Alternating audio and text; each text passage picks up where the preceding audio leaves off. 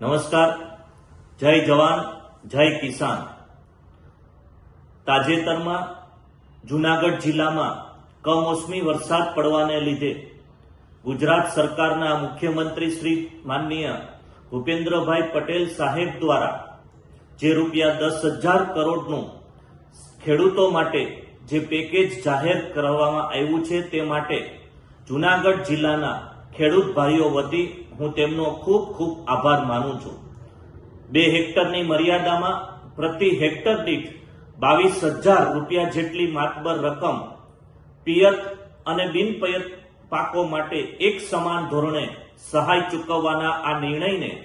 ગુજરાત સરકારના આ નિર્ણયને એક ખેડૂત પુત્ર તરીકે હું આવકારું છું। સાથે સાથે આવતીકાલથી એટલે કે 9મી નવેમ્બરથી જૂનાગઢ જિલ્લામાં મગફળી અને સોયાબીનની ટેકાના ભાવની ખરીદી પણ ચાલુ થવા જઈ રહી છે। ત્યારે હું તમામ ખેડૂત ભાઈઓને નમ્ર અપીલ કરું છું કે સરકારશ્રીના ગુણવત્તાના માપદંડ પ્રમાણે આપની ખરીદીમાં કોઈ પણ જાતની તકલીફ પડે અથવા કોઈ સેન્ટર પર હેરાનગતિ થાય તો 92,741 આ નંબર ઉપર આપની સમસ્યા, આપનું નામ અને આપના ગામનું નામ મોબાઈલ નંબર સાથે આપ વોટ્સઅપ દ્વારા અમોને જાણ કરી શકશો, જેથી કરીને આપને કોઈ તકલીફ પડે,